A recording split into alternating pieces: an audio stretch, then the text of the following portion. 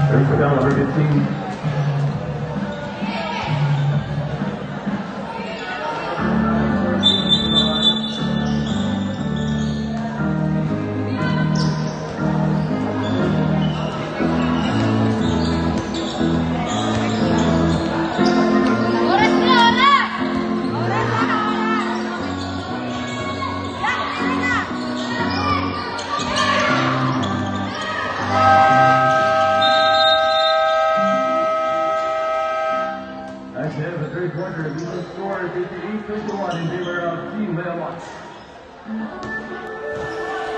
Why do it? Why would you make it harder on yourself?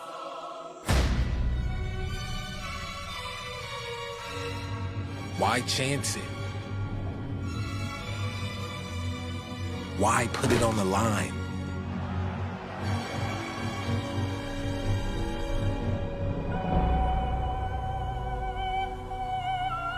With so much at stake, with so much room to fail, why risk it? Why would you dare? Seriously, why? You could give everything you have and still lose. But my question is, what if you don't?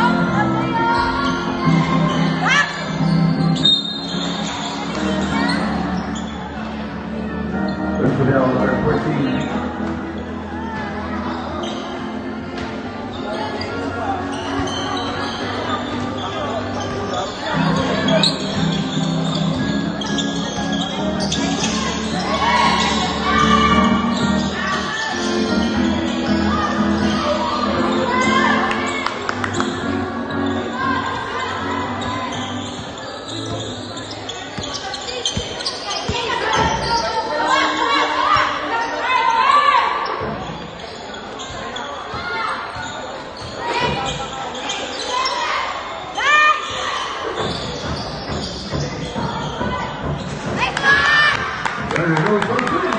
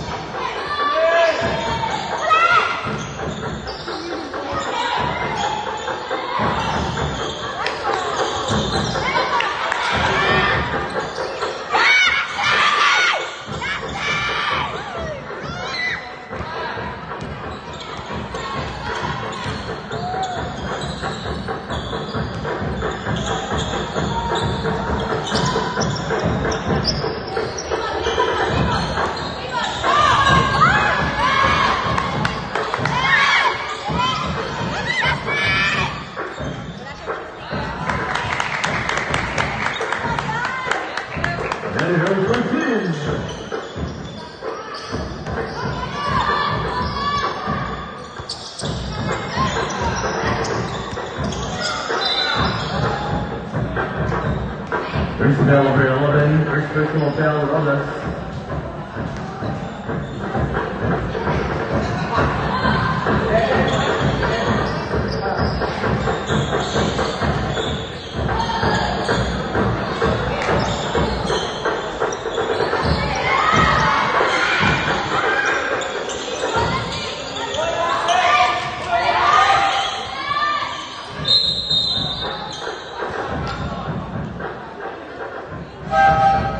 Foul number 5, Michelle Ornaz, first personal foul.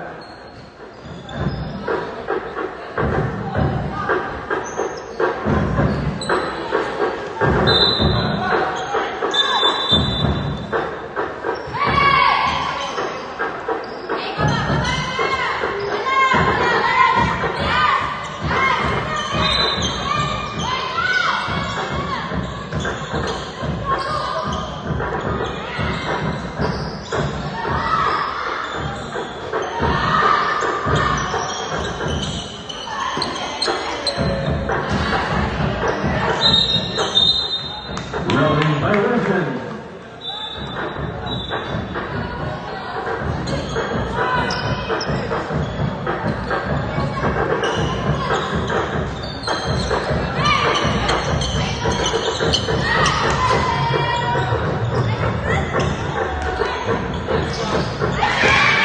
There you go, first.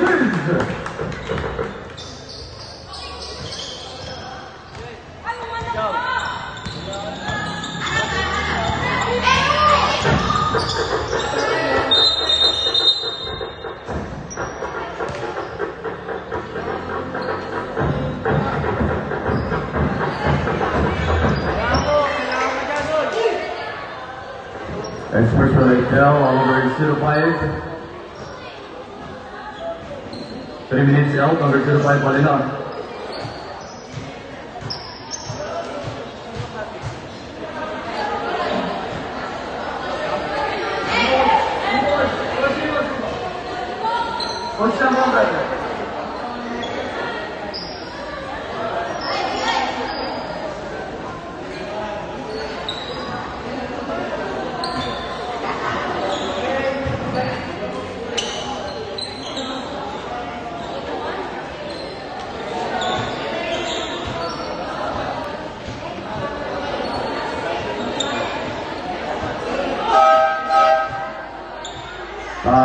Padala na po muna sa bench si Ate para makapag-continue po tayo.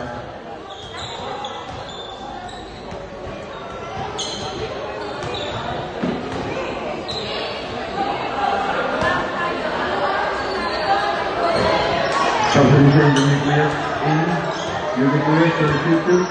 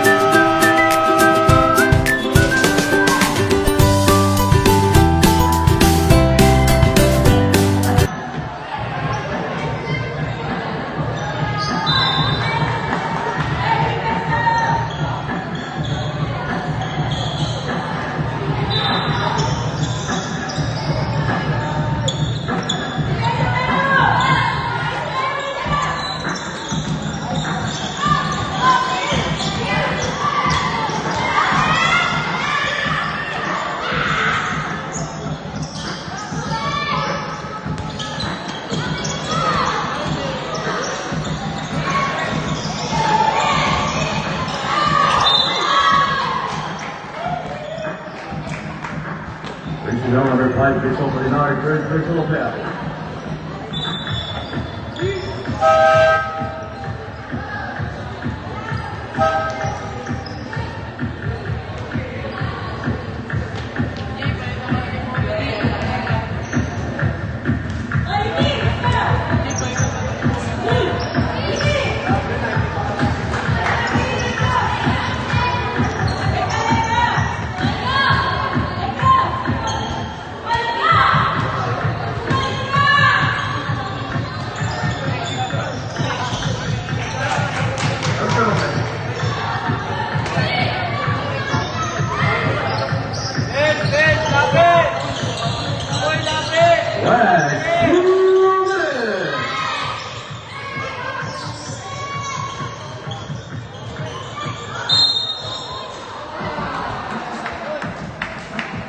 That's the down for ready to for two.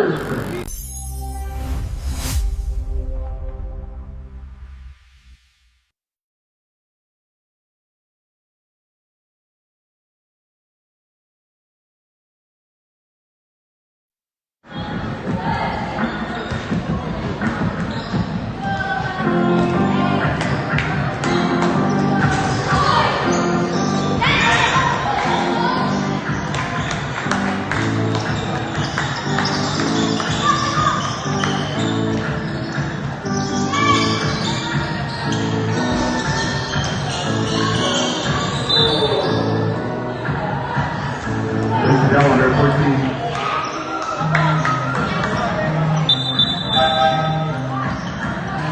Bell under 14, waiting for another team.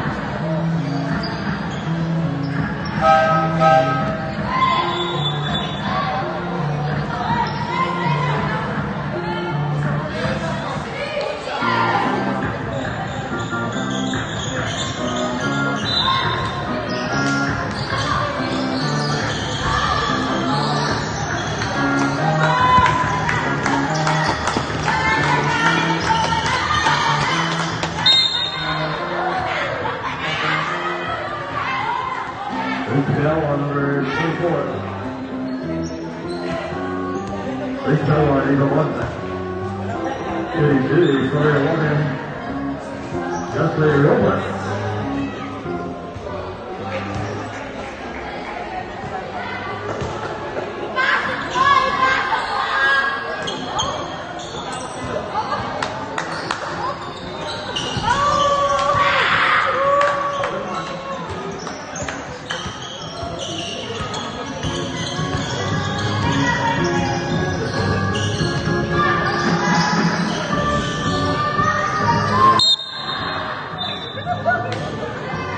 Penalty.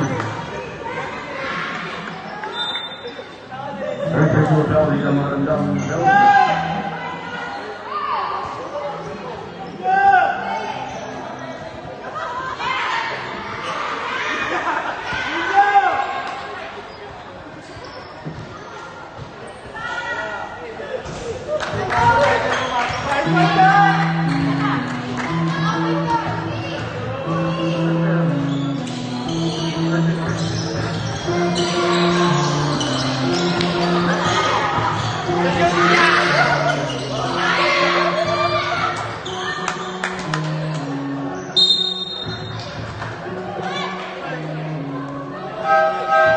First bell, record the money.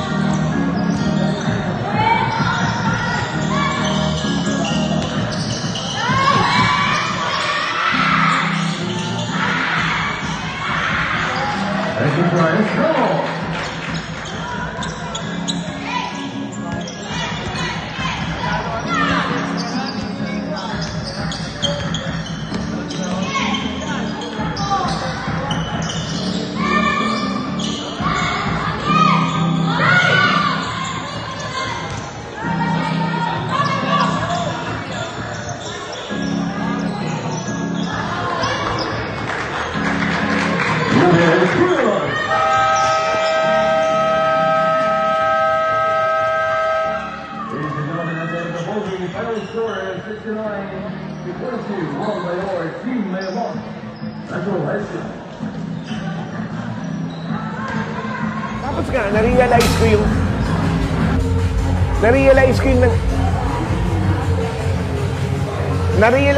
ang ingay! Ano ba? Let's go!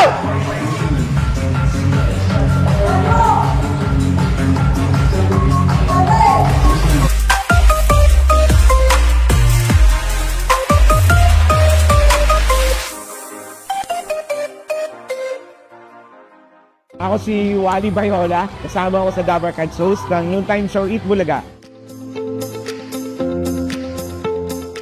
Nag-start ako mag-workout last 2024, first week of December. After realizing my inactive lifestyle, alam mo yung health ko na apektuhan, lumalaki ako ng sobra-sobra na hinihingal ako palagi, hindi na ako confident, yung mga damit ko, pupunta ka sa kainan pero pupunta ka busog ka na. Alam mo yung gano'n?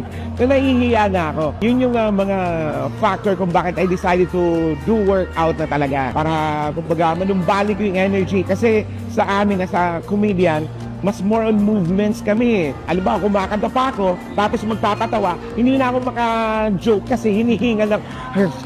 Ako na pinagtatawanan ng tao.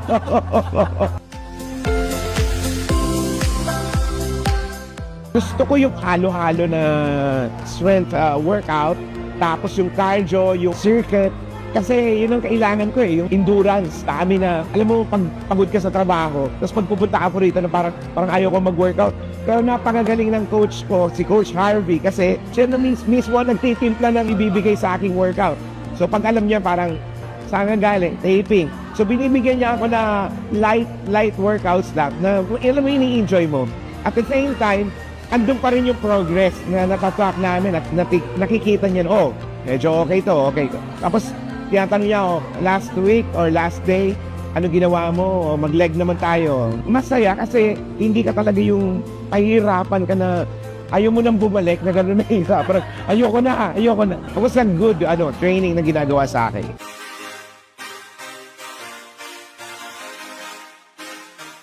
Alam mo yung yumabang. Yumabang ako kasi nasusuot ko na yung mga hindi ko dati masuot na damit. Yung mga naitabi ko. Tapos confident na hindi naman sa mayabang. Naging confident na ako ngayon. Tapos sa energy, hindi na ako hingalin katulad ng dati kahit lakaran kami ng sugod bayan nung gagawin. Hinihingal. At ang maganda nito, nung last check-up ko, executive check-up, nung nag-normal ang sugar ko, nag-normal yung BP ko, so sa health ko marami ang nag-benefit kasi nag-normal na yung mga dating iniisip ko na high blood ako lagi, napapa-BP ngayon, medyo nung normal siya. Tapos ang kagandahan nito, energetic ka na, parang hindi ka na laging nakagano, naantok. Maganda pa nito, pag nakikita ng mga tao na, pumapayat ka, nag-anytime fitness na po kasi ako . Sa mga bata na maliliksiyan, sobrang active nila, medyo nakakasabay na ako dati. Isip pa lang, tara, ganito tayo. Ayoko, hindi ko kaya. Ngayon medyo okay na. So, that was the improvement na nakuha ko during start ako mag-workout.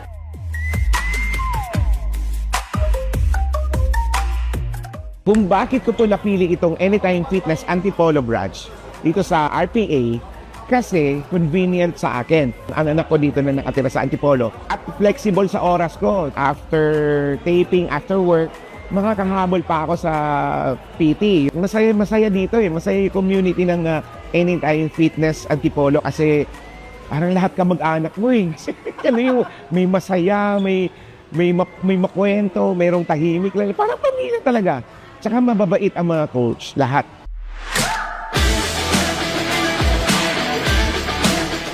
Alam mo, maraming ngayon gusto magpapayat, dinaano ko parang, hindi ko yata kaya yan, nakakatamad. Alam mo yung talagang hinihigop ka ng katamaran. Minsan iniisip mo na kahit nagbayad ka, pero pag talagang sinuklubang ka ng talagang katamaran, wala. Kaya, ang maganda nito sa mga gusto magsimula, simulan nyo ng konting lang muna. Paunti-unti. Kasi makikita mo rin dun sa paunti-unti yung mga small progress na nangyayari sa katawan mo at sa buhay mo. Step by step, hindi mo pwedeng kailangan biglain kasi yun din magugulat ka at baka mamaya at the middle, bigla kang umayaw kasi hindi ka nag-i-enjoy. Paunti-unti, pero kailangan lalagyan nyo talaga ng patience, sacrifice, at religiously pupunta ka sa gym at susunod ka sa trainer, sa coach mo. Yung coach ko kasi nakakaalam ng kung ano ang maganda sa yung kailangan gawin So ito, masaya ako kasi medyo na-reach na namin yung goal namin ni Coach Harvey. So, eto na, ayoko naman palaki ng katawan kasi, nagka-character ako, baka naglolola ako, baka mamaya, biglang naglola ako pero malaki katawan, Lola Borta na ako, hindi lola ni Dora. Huwag po kayong magdalawang isip. Try nyo po kasi that time, I find it out so hard to decide na mag-start. Pero, pag nasimulan nyo na ng paunti-unti, sunod-sunod na po yan. So, that's it. Kita-kita dahil dito sa Anytime Fitness Antipolo. So, kaya sa iba, sa mga kasamahan ko, ano po ang kwentong AF ninyo? Kwento nyo na!